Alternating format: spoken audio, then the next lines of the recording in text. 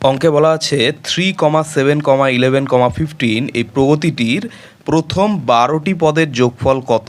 তাহলে দেখো টোটাল পদ আমরা জেনে গেছি 12টি অর্থাৎ 12। এবার শেষ পদটা যদি বের করতে হয় তাহলে ফর্মুলা কী আছে, যে প্রথম পদ প্লাস n-1 ইন্টু ডিফারেন্স। তাহলে দেখো প্রথম পদ 3 প্লাস n-1, n হচ্ছে তোমার কি 12, টোটাল হচ্ছে 12টা পদ আছে, -1 ইন্টু ডিফারেন্স হচ্ছে তোমার 4 করে, দেখো 3 থেকে 7, 7 থেকে 11, 4 করে ডিফারেন্স আছে। এবার দেখো 3 প্লাস 12 থেকে -1 যদি করি 11 হবে, 11 ইন্টু 4 হচ্ছে 44।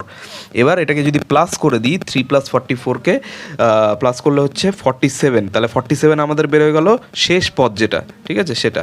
এইবার আমাদের কাজ হচ্ছে পদ হচ্ছে, এবার সমষ্টিটা যেহেতু বের করতে হবে, উপরে 12 নিচে হচ্ছে তোমার 2 ইন্টু 50 কী করে আসলো বলছি। প্রথম যে হচ্ছে আমাদের পদ ছিল 3 আর শেষ পদ যেটা আসলো 47, এটাকে প্লাস করলে হবে 50, ঠিক আছে। এবার কাটাকাটি করলে আমাদের অ্যান্সার বেরিয়ে গেল 300।